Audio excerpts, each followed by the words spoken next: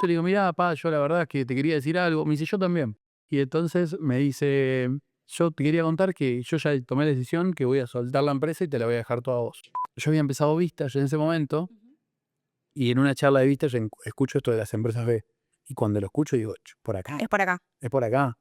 Transformamos nuestro techo en el piso y a partir de ser B, nos cambió el negocio, nos cambió las conversaciones, nos cambió el propósito, nos cambió la mirada, nos cambió lo que queremos ser, a dónde queremos ir, nos hizo crecer muchísimo. Creo que Sistema B y Ser Empresa B transformó Mitre como compañía, pero a mí a nivel profesional lo que me transformó fue ser parte de una AGE.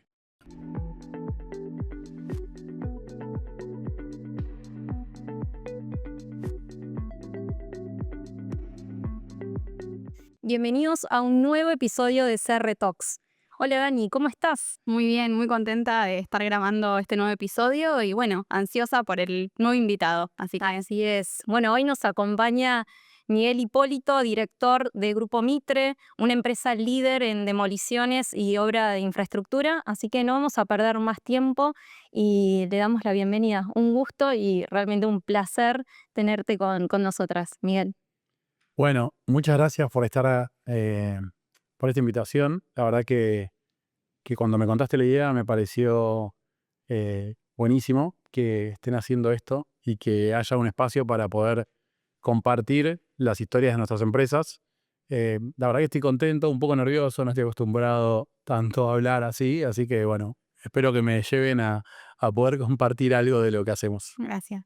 Bueno, para eso con Dani nos gusta no presentar a los invitados y que ellos mismos se presenten y cuenten quiénes son. Así que, ¿quién es Miguel Hipólito? Bueno, soy una persona que tiene casi 40 años, cumplo dentro de muy poquito 40 años, que estoy casado con Jime hace 10 años y que tenemos 3 hijos, Fran, Martina y Luca, que tienen 8, 6 y 2 años. Y soy segunda generación de una empresa familiar que se llama Grupo Mitre, que fundaron mis viejos hace 40 años, 41, o sea, es mi hermano mayor. Y, y bueno, soy contador, aunque detesto la contabilidad. Bueno, más o menos nosotras, ¿no? Sí. Eh, pero bueno, gracias a la facultad conocí a Jimmy, así que eso algo me dejó. Eh, y bueno, me dedico todos mis días a tratar de llevar a la empresa adelante y que generemos más negocio, que crezcamos haciendo lo que hacemos en el rubro de la construcción, que la verdad que al principio siempre digo lo mismo, no era algo que me apasionaba cuando mi viejo me llevaba a trabajar y después me terminó apasionando. Así que eso soy. ¿Qué hace Grupo Mitre en una corta frase? Grupo Mitre es una empresa de demolición que hace además obras de infraestructura y desde hace 3 años tenemos una unidad de negocio 100% circular de reciclaje de residuos de construcción y demolición. A veces se considera media controversial, ¿no? Con el triple impacto, pero ya vamos a entrar en ese tema si nos contás cómo ustedes lograron transformar también un negocio bastante tradicional de la construcción en una empresa de triple impacto. Pero antes de avanzar en eso, me gustaría saber cómo fueron los inicios en Grupo Mitre. ¿Cuándo te incorporaste? ¿Fue tu papá? ¿Vos presentaste un poco el interés de sumarte? ¿A qué edad te sumaste? Mi viejo empieza en la empresa, mi viejo es mecánico de autos, o sea que de demoliciones no tenía ni idea, y arrancó con la empresa porque primero arrancó viendo que había una oportunidad de negocio en la venta de los materiales de demolición y después se le ocurre que era más negocio hacer las demoliciones para quedarse con los materiales.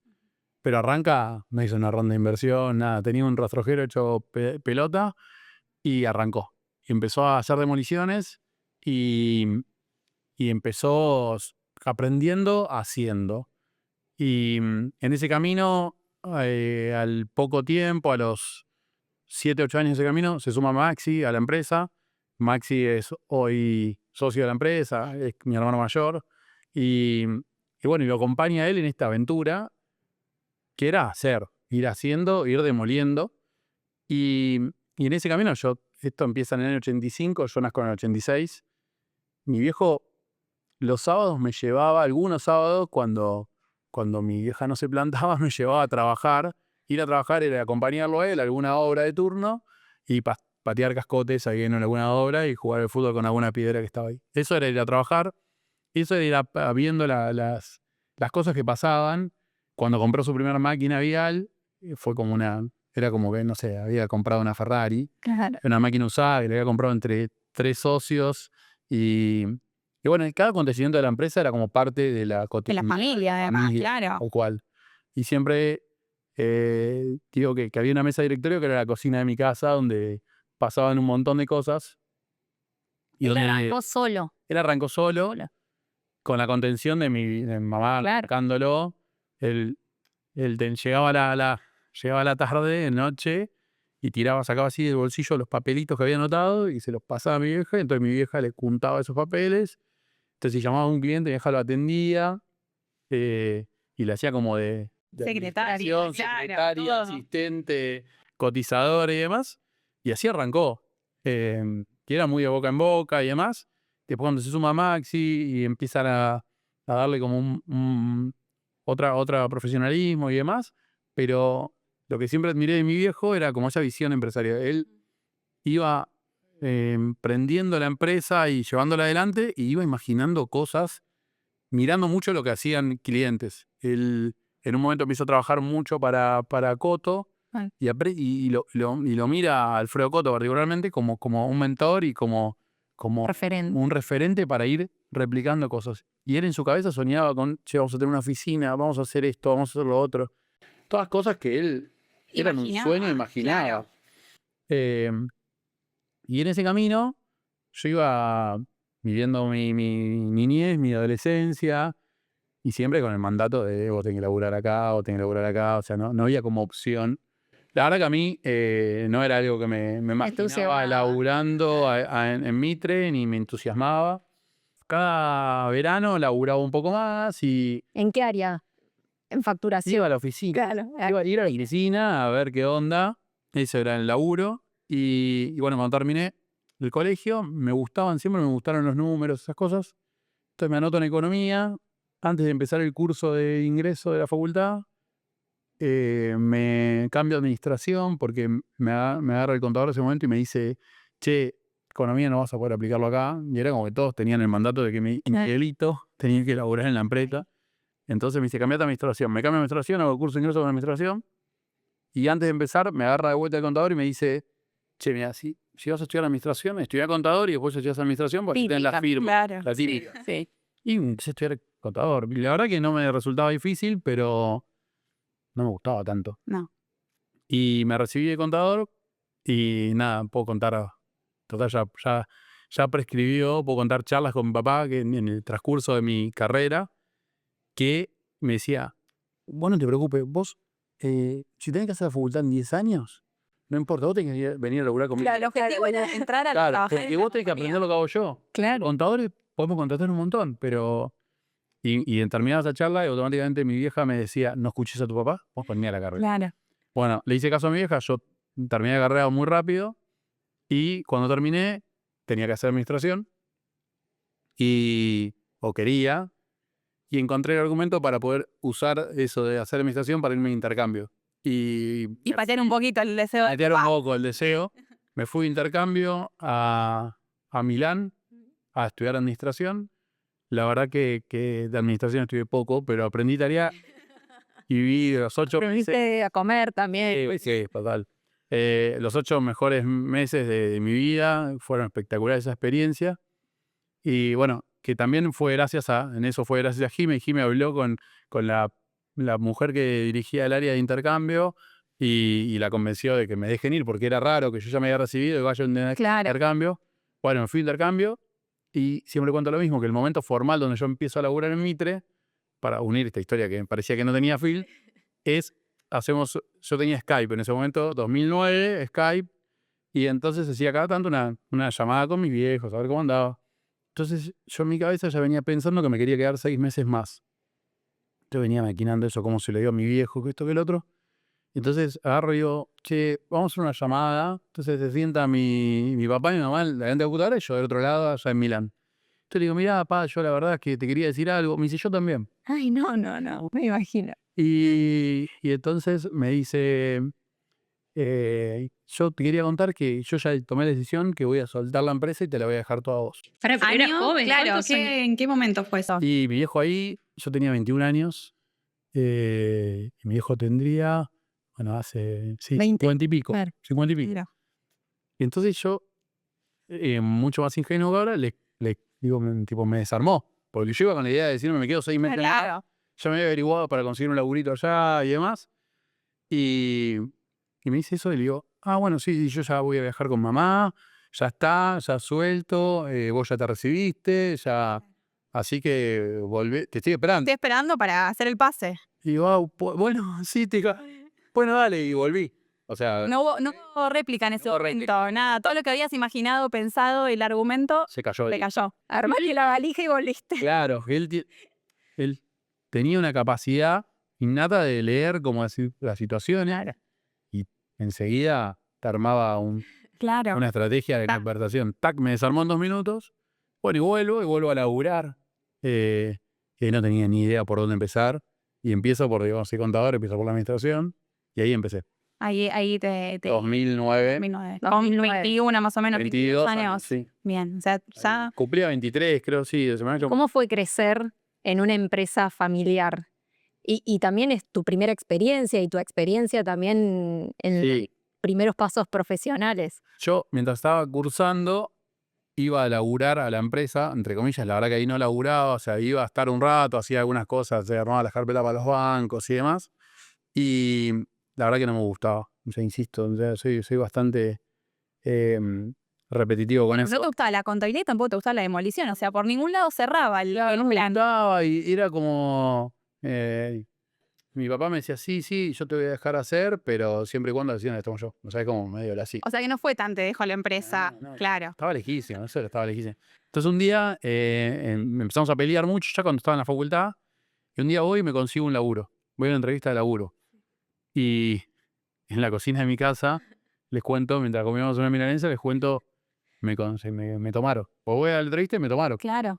En un estudio contable. Y Volaron platos. nada, era un poco más. O sea, sí, creo que si le hubiese dicho que Claro. Que le habían matado. había matado a alguien o que me había robado toda la plata de la empresa o no sé, o cualquier cosa, era mejor que lo que era como que le había clavado un puñal acá. Claro. No, pero ¿cómo haces esto? Yo me rompo el lomo. En realidad no dijo así, dijo peor. Por vos y esto, y lo otro, o sea, muy... Más de esta manera, claro. Claro, Que eso pasa típicamente en todos los negocios familiares. claro. El legado del El padre. legado del padre, empresa familiar, familia Y además italiana, fundador, porque él fue primera fundador, generación. exitoso. Claro. Se mezclaron un montón de combinaciones. Mi hermana ya laburaba en la empresa, pero con mi hermana es más grande. Era distinto siempre el vínculo. ¿Cuántos hermanos son ustedes? Nosotros somos 2 hermanos, pero en realidad somos 3, o sea, Maxi, mi hermana y yo. Sí. Ellos 2 son 12 años más grandes que yo. Claro, mucha diferencia. Bastante diferencia. Y siempre, nada, conmigo era como ese mandato que era difícil. Yo creo que también hoy siendo papá lo entiendo, cómo bajar Sí. su deseo Claro. con las herramientas que él tenía y demás. No tiene. Que tenían los dos. Decí que yo siempre digo que por eso muchas veces antes hablábamos solo de mi papá como fundador de la empresa y digo, che, el rol de mi mamá. El rol de mi mamá fue clave en todo el desarrollo de él como empresario. Era un amortiguador y El un soporte. catalizador Claro. de emociones. Claro. Claro, ella se tenía que bancar a todos después. A todo. Claro, pues están todos adentro de la empresa. Sí, yo me acuerdo que volví a casa re caliente, puteando por cosas. Y ella, como que tenía ahí una horita para hacerme de coaching a mí, para después que Claro. llegue mi viejo, recaliente conmigo. Coaching, psicólogo, Todo. Y estratega. mientras tanto, hacer la comida, estaban para comer. Y comíamos los 3 y bueno. O sea, fue hoy a la vista a los años posteriores, espectacular. Pero en el transcurso dolió Un esfuerzo enorme Sí. de todos. de todos. Les dolió a ellos, creo que me dolió a mí. Entender también eso, le dolió a mis hermanos, le dolió a Maxi, le dolió a mi hermana, o sea, entendernos, bancarnos, aceptarnos. Pero para mí, tener una familia empresaria y vivir en un negocio familiar es espectacular. Es verdad ¿Cuál es el que principal desafío de una empresa familiar? Y yo creo que poder lograr separar el vínculo, el sentimiento, el afecto del rol profesional es el principal desafío. Pero a su vez, cuando vos aprendés a administrar eso, generás una potencia que creo que es inigualable. Porque vos sabés que vas a estar espalda con espalda, yendo hacia un lugar, bancándote a muerte.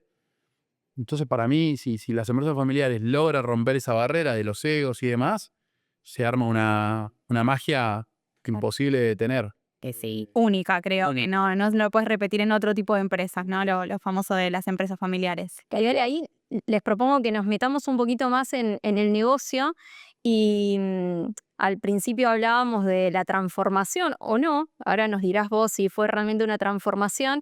Son líderes también en la industria en todo lo relativo al triple impacto, tienen muchas certificaciones ISO de procesos, líderes también con un montón de reconocimientos y premios en cuestiones de economía circular y además son empresa B certificada. Así que me gustaría que arranquemos desde el comienzo. ¿Qué se les dio? ¿Quién fue el promotor de empezar a hablar de estos temas de triple impacto en el negocio? Bueno, yo por muchos años hablé de que mi papá tenía un colmo, que es el colmo de cualquier demoledor, que es acumular cosas. Él te demolía un edificio y pensaba dónde iba a poner esa ventana, dónde le iba a poner tal puerta. Y siempre cuento la anécdota de que él había comprado en un momento un terreno en Pinamar y iba juntando cosas para la casa de Pinamar. Y un día el capataz general de la empresa le dice, vas a hacer un hotel. Claro. 400 ventanas, 400 puertas. Claro. Tipo que no alcanza. El acumulador. El acumulador. Pero él tenía como ese concepto de economía circular antes de que lo conozcan mucho. No sé si antes de que se defina, pero antes de que se haga algo popular. Pero siempre tenía eso. Che, esto lo vamos a usar acá, esto lo vamos a usar acá. Pero había un problema de que el árido no se podía procesar y el árido terminaba en un relleno, en una descarga, en muchos rellenos irregulares. Ahí tengo una pregunta. ¿Qué llamamos árido? Cuando vos tiras abajo un edificio, hay piedra, hay cascote. Ese cascote después lo entendimos que lo podíamos procesar de distintas maneras y separarlo en distintos abordajes, principalmente lo que es hormigón de lo que es mampostería, ladrillo. Y medio que ese gen de la circularidad estaba en la empresa, pero creo que el quiebre, mi viejo como que bajó siempre eso y también bajó eso de mirar afuera. Y creo que de poder mirar, poder salir del ecosistema local de Argentina e ir a otros países desarrollados a mirar qué pasaba. ¿Qué pasaba? Y en el año 98 va a su primer feria él en Alemania. Cuando va se vuelve loco, dice, che, esto es una locura. Y es uno de los primeros en traer las mordazas de demolición, que son como unas mandíbulas que se comen el hormigón. Entonces, va muy de la mano esta mirada de innovación, de sustentabilidad, con la mirada tecnológica, de traer tecnología para hacer las cosas de otra manera y pensarlas de otra manera. Me acuerdo que cuando, siempre cuenta que cuando trajo la primera máquina, la máquina no la usaban los operarios, los colaboradores de la empresa no la usaban porque no, iban por el tradicional. Che, esto lo usan en Alemania y dice, ¿lo vamos a usar acá? Bueno, y ese mirar afuera nos llevó a nosotros, segunda generación, o generación y media, como le gusta decir a Maxi y a mi hermana, a ir y potenciar eso. Y yo creo que lo que mejor hicimos nosotros del legado de mi viejo es agarrar sus ideas y profundizarlas. Entonces esas ideas que él tenía de circularidad, de mirar afuera, nosotros las profundizamos. Entonces empezamos a viajar más. Íbamos con él, pero viajamos y no sé, empezamos a ir a las ferias de Bauma, a otras ferias de construcción y ver qué pasaba y soñar. Entonces armábamos hojitas de decir, bueno, te pueden traer esta máquina. Era imposible traer las máquinas y demás porque eran muy, muy costosas, pero ahí como que se nos abrió la cabeza. Y lo otro que hicimos, que fue mérito de Maxi, buscar también mirando afuera que había algún reconocimiento para empresas de demolición. Y así encontró los World Demolition Awards, que son básicamente los Oscars de la demolición.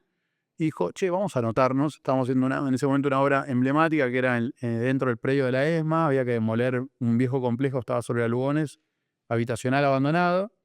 Y lo habíamos abordado bastante diferente a un abordaje tradicional para lo que nosotros conocíamos en ese momento, 2012. Y entonces armamos el proyecto para presentarlo. Y la realidad que siempre cuando nos vimos fue como meter una botellita, en una botella, una cartera, tirarla al mar y ver qué pasaba. ¿Qué pasa? Y al mes y medio nos llega un mail que nos habían seleccionado, que estábamos ternados. Y Ya llevan 4, ¿no? nosotros ya llevamos, hoy somos la empresa que está en el top 5 de Claro. más nominaciones Claro. al WA. Llevamos 16 nominaciones, si no me acuerdo mal. Oh, tremendo. Y ganamos 2 veces. ¿Y esta primera nominación o postulación en qué año fue? ¿En qué momento fue de 2003. historia? Y cuando fuimos ahí verdaderamente fue como una revelación de Y disruptivo, porque si pienso, no sé, para poner en una fecha, 2015, se lanza toda la Agenda 2030 de los ODS y demás, estamos hablando de 2013, Claro. bastante disruptivo para hablar de... Fue un viaje que fue a Ámsterdam, llegamos, éramos la única empresa argentina, éramos 2 empresas de Latinoamérica, había una empresa de Brasil y nosotros, y estábamos ahí con empresas de toda Europa, Estados Unidos, Japón, Nueva Zelanda, Australia, y la verdad que eso fue, che, mira lo que pasa, y eran 2 días de ver casos, y estaba la gala. Bueno, nos dan un reconocimiento por ser la primera vez, no ganamos.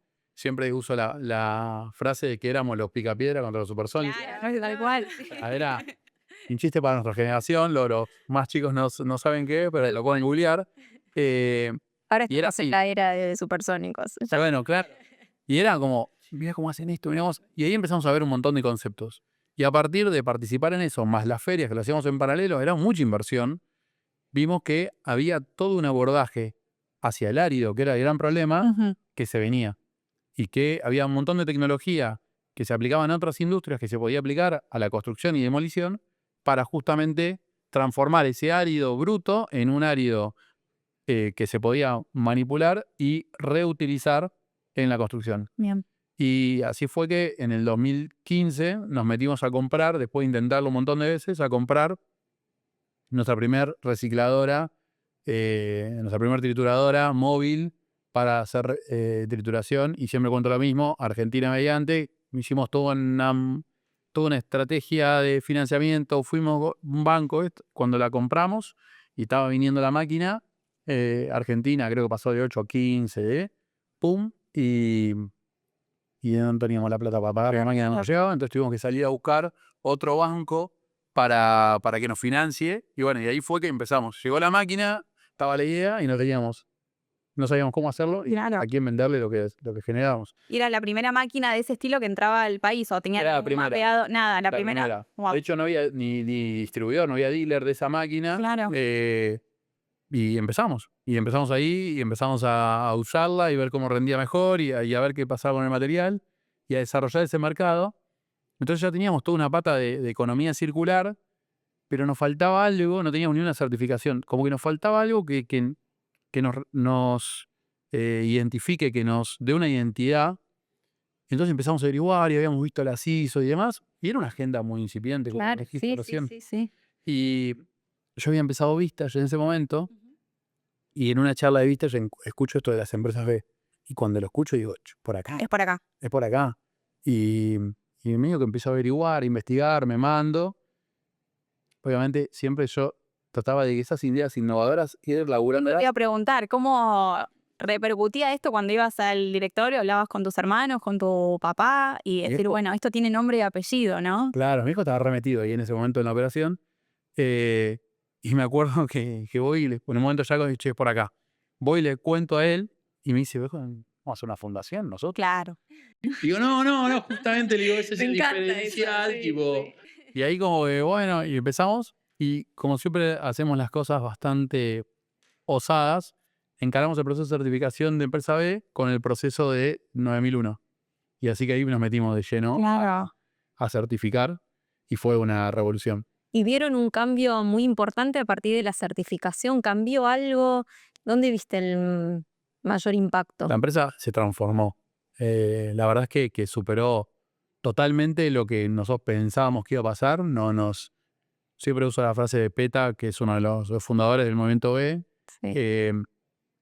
Transformamos nuestro techo en el piso y a partir de ser B nos cambió el negocio, nos cambió las conversaciones, nos cambió el propósito, nos cambió la mirada, nos cambió lo que queremos ser, a dónde queremos ir, nos hizo crecer muchísimo. También nos hizo pioneros en el sector, ¿no? Esto que hablamos al inicio, una industria que uno pensaría controversial desde el punto de vista de la sustentabilidad, pioneros también en certificación como empresa B y en todas estas prácticas de economía circular como mencionabas. Sí, la verdad que fue una responsabilidad también eso de ser innovadores en nuestro rubro, que al principio lo veíamos difícil y después la verdad que no es algo que disfrutamos, digo, que Y tratar elevaste de, la vara de todo el sector también. claro, tratar de decir, che, por acá y mostrar que se pueden hacer las cosas de otra manera y siempre, la verdad es que algo que rompimos fue esto de decir, che, compartamos lo que hacemos, Claro. porque es la manera de que la torta sea grande y que haya más porciones de torta para todas las otras empresas y no compartir la misma torta en porciones más chiquitas, sino que levantemos la vara, es por acá, hay que cambiar la mentalidad de cómo hacemos negocios con el contexto. Claro. Y ser sustentable en el sector, ¿es más caro o es más eficiente? ¿O ambas? Ambas, ambas. Sin duda que vos requerís invertir y eso después generás nuevas oportunidades, nuevos negocios, nuevas conversaciones que te abren otros mercados, pero es más caro. Claro. Tenés que estar dispuesto a correr el riesgo como toda inversión.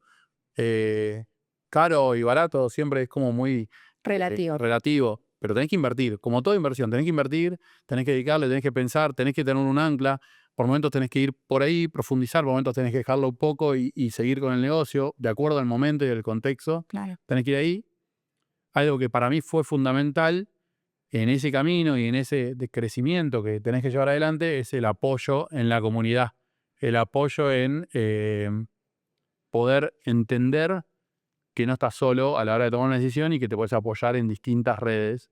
Eso fue fundamental, Y creo. ahí me gustaría que hablemos de UNAGE, de la organización de la cual presidiste hasta hace muy poquito y de la cual tengo el gusto de formar parte, que es la Unión Argentina de Jóvenes Empresarios. Y vos justamente traes a la mesa lo rico de formar parte de una comunidad, de transitar todos estos desafíos, lo lindo, lo feo de una empresa. Contanos qué es lo que más valoras de formar parte de una organización empresarial. Mirá, si te tengo que decir o les tengo que compartir, creo que Sistema B y Ser Empresa B transformó Mitre como compañía, pero a mí a nivel profesional lo que me transformó fue ser parte de UNAGE. Yo eh, el otro día cuando tenía que cerrar esa etapa de ser presidente de UNAGE, lo cual había sido un sueño cuando formaba parte de la organización, me acordaba la primera reunión que yo llegaba a esa reunión, que fue cuando después de esa charla de mi papá que me convence de volver, llego acá, no tenía ni idea de qué hacer. Me dice, vos tenés que ir a esta organización que manejaba un conocido de él. O sea, te lo había lleva tu armado. papá a UNAGE también, hacer ese vínculo inicial con UNAGE. Me invita de una forma muy Polar. a que vaya. Y entonces voy y no tenía ni idea, digo, qué iba. De hecho, siempre cuento la historia de que hasta di un mail falso cuando fui, porque dije, acá me van a mandar 400 y di un mail falso y voy ahí y la verdad es que ser parte de una organización donde había un montón de pares que estaban en la misma, muchos, y otros no, que recién empezaban con su empresa, y escuchar historias, aprender y demás, la verdad que para mí fue transformador y fue una contención. Claro. Porque muchas veces no sabía qué hacer y me encontraba en una reunión de UNAGE que había otro que le había pasado lo mismo y me ayudaba.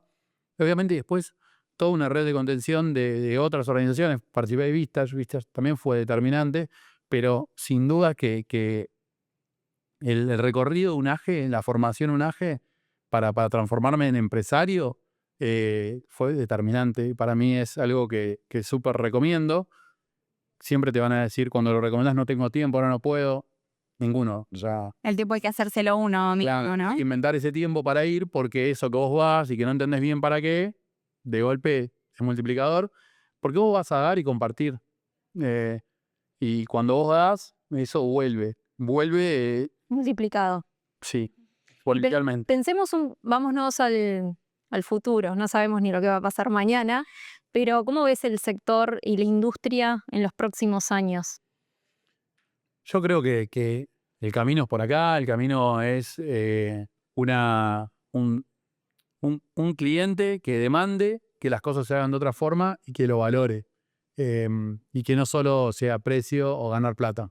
Creo que cada vez hay más atrás de cada empresa hay personas y cada vez hay más conciencia en las personas que llevan adelante las empresas de que tenemos que hacer algo para que el mundo dentro de 20 años sea igual o mejor de lo que es hoy. Y no podemos esperar que lo haga otro, lo tenemos que hacer nosotros, que somos las empresas, que somos los que transformamos, los que generamos valor, los que aportamos. Entonces yo creo que el camino vamos a una construcción mucho más sostenible, realmente, de forma coherente, y a una circularidad mayor. Y que para que eso suceda, obviamente puede haber factores que ayuden a que eso pase más rápido o más lento, pero el camino es por ahí y hay que subirse a esa ola. Hay que subirse. Bien. Ahí solo me gustaría, ya sé que tenemos la frase de cierre y tenemos que ir cerrando, pero arrancamos la conversación de hoy hablando de tu papá, de tus inicios en el sector, tus inicios en la empresa, y también contaste que sos papá de 3 chicos. Y a mí me gustaría preguntarte hoy desde tu rol de papá empresario, ¿no? ¿Cómo lo ves esto de cara al futuro de tus hijos? Hablas de ser un mejor planeta, de ser más respetuosos con las personas. ¿Cómo te ves vos en cuanto a tu rol de papá empresario con tus hijos? ¿Te gustaría repetir lo mismo, no repetir esos patrones, ese mandato familiar que venía en tus inicios? La verdad es que lo entiendo un montón a mis papás. No tengo ni idea cómo hacerlo. O sea, no. Te digo, estoy haciendo bien, laburando 1000 horas, llegando tarde. A veces lo vivo con culpa, a veces lo vivo tratando de entender que es así. Otras veces digo, che, es por acá. La verdad que no lo tengo claro. Lo que yo trato de hacer es buscar esa coherencia todo el tiempo y que ellos vean que yo tengo un propósito y que ese propósito lo trato de llevar adelante. Eh, y trato de medirme con esa vara y es re difícil y es re desafiante. Encima son 3, digo, ¿no? Te admiro, no sé cómo haces. No, sin dudas, para que yo pueda hacer lo que hago es porque está Jimena atrás siendo, además de profesional, mamá. Claro.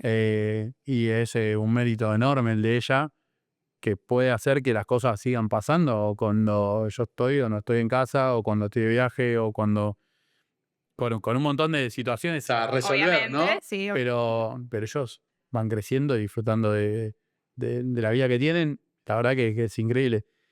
Me cuesta no pensar en que no van a estar en la empresa. Y por el momento digo, no, van a dejarlos libres. Y eso, compro el cassette un poco, pero por adentro mío digo, Claro, me gustaría verte. claro, es como que digo eso.